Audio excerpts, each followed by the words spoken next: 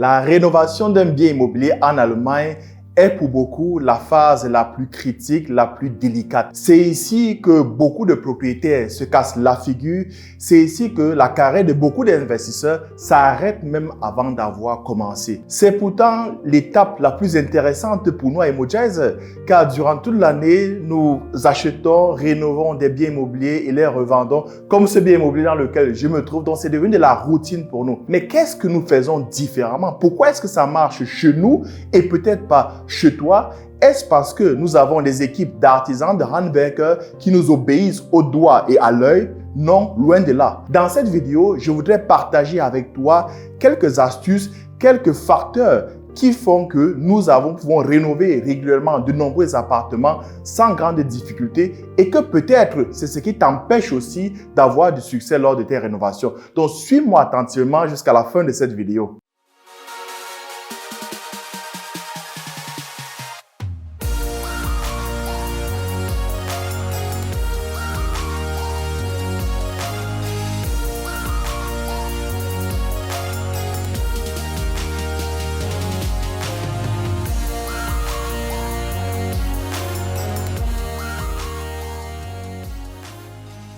Salut à toi et bienvenue sur Imogize. Moi, c'est Séverin Papou. Je suis investisseur immobilier en Allemagne depuis une dizaine d'années, fin pratiquant de la stratégie de fix and flip. Et justement, nous sommes ici dans un appartement que j'avais pris, qui était totalement délabré et que j'avais commencé à rénover. C'est ce que j'appelais souvent dans mes vidéos. Il y a eu des vidéos précédentes qu'on a tournées là-dessus. Je l'appelais l'appartement du crâne parce que c'est dans cet appartement que nous avons trouvé un crâne humain dont l'histoire, tu pourras la retrouver dans des vidéos précédentes. L'appartement, il était vraiment plein avec les choses de l'ancien propriétaire. C'était un messie, mais c'est ceux qui gardent les choses, ils ne jettent jamais. Donc cet appartement, nous l'avons transformé d'un taudis en un bijou. Donc l'équipement que tu vois ici, tout ce que tu vois là, c'est du home staging. Donc on a équipé l'appartement et je crois la semaine prochaine, on va passer à la vente. Donc c'est vraiment ma passion, acheter, rénover et puis revendre. C'est devenu de la routine. Et cette passion, je la partage avec toi à travers ces vidéos, mais aussi à travers ce programme de formation que nous avons mis sur pied.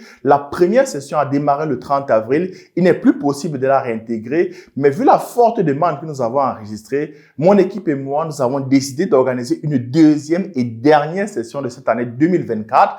Elle aura lieu le 16 septembre 2024. Alors, je te prie dès aujourd'hui de réserver ta place car le nombre de places est limité vu que nous avons des capacités d'encadrement limitées et que nous voulons aussi donner un certain confort à tous les investisseurs qui prennent part à ce programme de formation. Donc, réserve ta place dès aujourd'hui en cliquant sur le lien que tu verras dans le descriptif de cette vidéo. Et je t'encourage aussi à liker cette vidéo, à t'abonner et à la partager massivement autour de toi.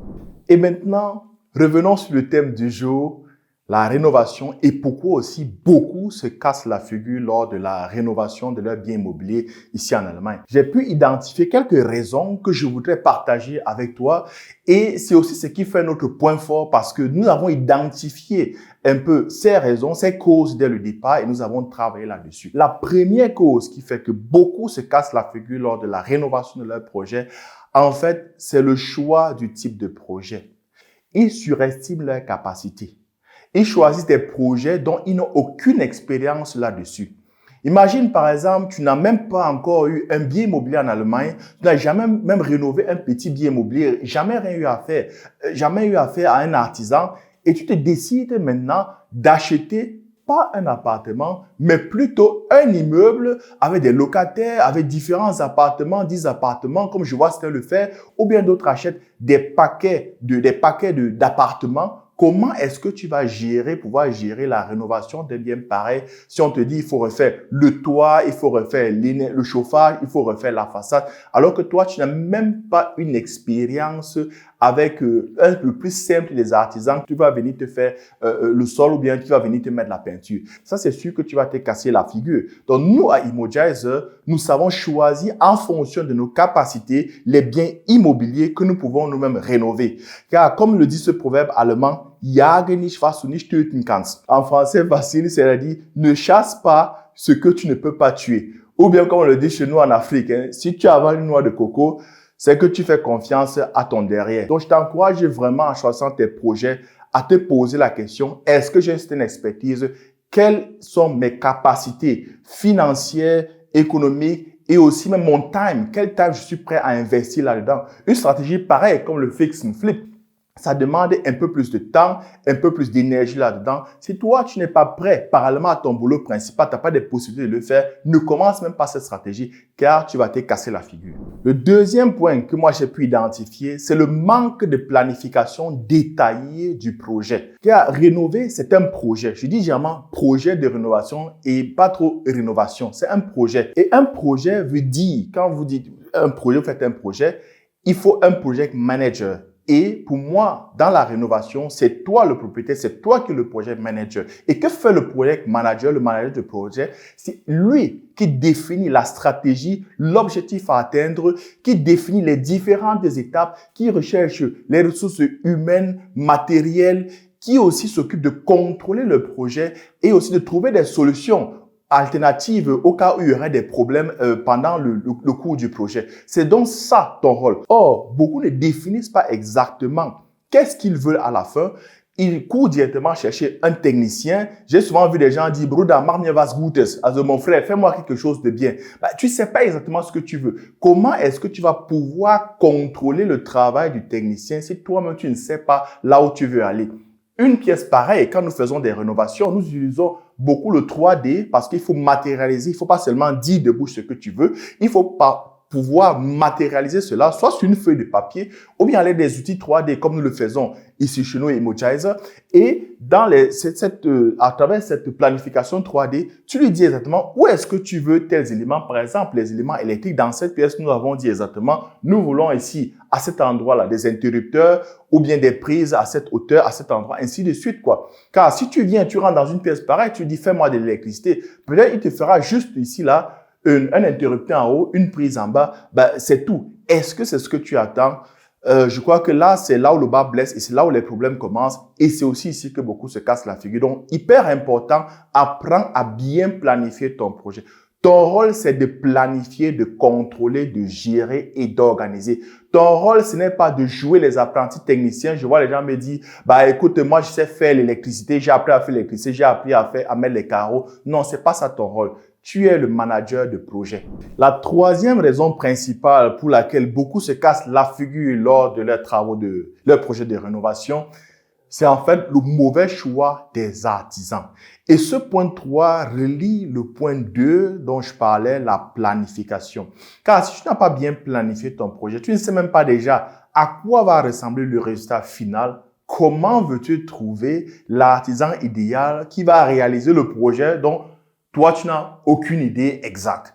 Donc, c'est important et capital pour toi de bien planifier, de définir déjà qui fait quoi, quand, comment et d'avoir une vision claire du résultat final car il sera facile pour toi de choisir le candidat, le technicien idéal pour le réaliser. Et quand tu cherches le candidat idéal, le technicien idéal, d'après quels critères tu te bases pour faire ton choix? Certains se basent sur des critères purement émotionnel. Comme j'ai très souvent vu, surtout dans la communauté, on cherche un technicien, j'arrive, je lui dis, mais d'où est-ce que tu l'as cherché? Pourquoi tu es décidé pour lui?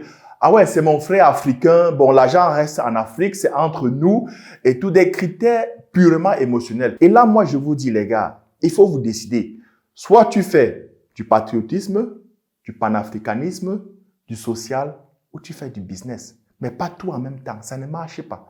Même les capitaines d'industrie en Afrique dont on parle qui sont panafricanisme, écoutez les gars, c'est juste un peu du manteau. Mais en dessous là, c'est du vrai business avec des bonnes bases. Sinon, ils ne seraient pas au niveau où ils sont aujourd'hui. Donc, cherchez un technicien en fonction de ses compétences, de ses qualités. Peut-être, vous pouvez même vous rendre sur un de ces chantiers. Voir ce qu'il a déjà eu à réaliser, comment il a eu à le faire. Car cette expérience, vous n'allez pas les avoir sur YouTube en regardant des vidéos. Même en regardant mes vidéos, comment j'ai rénové, ça ne sera pas suffisant pour vous pour faire une idée de comment est-ce que le bien doit être rénové. Voilà pourquoi nous organisons régulièrement des workshops avec des descentes sur le terrain, dans des chantiers, où vous pouvez toucher du doigt un peu les réalités de la rénovation immobilière, toucher un mur pour savoir à quoi ressemble un mur qui a été vraiment lissé, c'est quoi la qualité vraiment. Donc, avant que je vous encourage, quand nous allons organiser ça, que vous preniez part à ces programmes, à ces workshops. Donc, dès qu'il y aura le prochain événement, ce sera annoncé. Et je vous encourage donc déjà, même dès maintenant, à vous enregistrer, à rester toujours connecté, car dès qu'il y a l'information, nous allons publier sur nos différentes pages. Un autre point, c'est la confiance aveugle aux techniciens. Parce que je vois beaucoup, quand il choisit un technicien, il sait que non, on est en Allemagne, dans la communauté, ça me fait souvent rire. Il me dit, on est en Allemagne, ici c'est clair, les lois sont nettes et tout ça. Et puis bon, c'est des Allemands que j'ai choisis, eux ils sont très honnêtes et il va rien se passer. Donc même pas besoin de contrôler le chantier, quoi. Et là, c'est la douche froide. Lors de la réception du projet, ils se rendent compte que ils sont déçus quoi du résultat final. Écoutez les gars, la malhonnêteté ne connaît pas la race, la couleur de peau ou bien le pays. Si vous avez quelqu'un à qui vous confiez un projet, vous devez le contrôler. Voilà pourquoi on revient toujours sur le point de la planification. Car si vous avez bien planifié votre projet, vous savez exactement, vous avez défini les étapes de contrôle et vous devez venir contrôler ce chantier, contrôler régulièrement. Ah, quand vous donnez l'argent à quelqu'un, il faut aussi qu'il livre en fonction de quoi vous donnez l'argent, sans résultat, sans coller cela à un certain résultat, à certaines attentes. Et c'est là où le bas blesse et c'est là où beaucoup se retrouvent à la fin. Tout l'argent est terminé et puis il veut porter plainte. Il n'y a même plus l'argent pour aller porter plainte. Et croyez-moi, dans ces pays, les procédures, c'est pas comme dans nos pays en Afrique où tu vas aller voir un policier, tu donnes une petite pièce, tu dis, écoute, viens me ramasser ce technicien-là, tu vas le chicoter et puis il va venir travailler chez moi pour les 2 prochaines années gratos. Non, ça ne se passe pas ici comme ça. Et à la fin, donc, beaucoup se retrouvent à cette situation. L'argent est terminé. Il n'y a même plus d'argent pour pouvoir porter plainte aux techniciens. Et c'est la catastrophe. Soit il habite dans une maison qui est inachevée avec toute la famille. C'est vraiment désolant de voir cela. Et le dernier point, la pression des traites, des mensualités à la banque. Beaucoup sont sous pression quand ils entendent « Ouais, je vais payer telle somme chaque mois à la banque. Il faut que je commence vite les rénovations parce que c'est l'argent que je jette comme ça là chaque mois à la banque. » Non, les gars, ne vous laissez pas entraîner par cette pression et vous oubliez vraiment l'étape cruciale de la planification. Mieux vaut un chantier vide qu'un chantier mal lancé avec des mauvaises personnes. Les traites que vous payez à la banque, ça ne représente rien comparé au coût que cela vous ferait si vous avez mal planifié votre chantier, vous avez un mauvais technicien dans ce chantier, car la malfaçon qu'il va faire, il faudra encore payer quelqu'un plus tard pour retirer, pour enlever cette malfaçon, corriger ses erreurs et avant de relancer le chantier. Et donc, vous aurez non seulement les traites à la barre, mais parallèlement encore les coûts énormes de cette malfaçon, de ces stress avec le technicien, avec le handwerker. Donc, ne vous laissez pas emmêler par cette pression des traites à la banque. Cela ne représente rien comparé au coût énorme qu'un chantier mal planifié, mal organisé pourrait vous coûter. C'était donc là tout ce que je voulais partager avec toi aujourd'hui.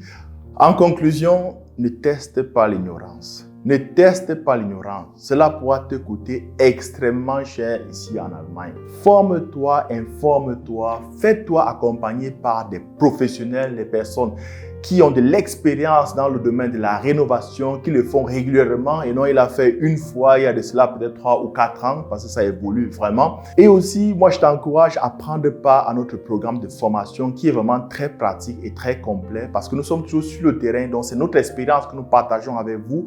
Nous avons aussi même un module spécial de rénovation, à quoi faire attention, comment organiser son chantier, comment éviter de se faire arnaquer lors de ce projet de rénovation. Et comme je l'ai dit en début de vidéo, ce programme de formation, il y a une deuxième session qui va démarrer le 16 septembre. Les enregistrements ont commencé. Voilà pourquoi je t'encourage à t'enregistrer dès aujourd'hui. Le lien tu trouveras dans le descriptif de cette vidéo. Et à toi le tour, est-ce que tu as déjà une expérience lors de la rénovation de ton bien immobilier, toi ou bien peut-être quelqu'un dans ton entourage? Mets-le en commentaire et on se retrouve à la prochaine vidéo. Ciao!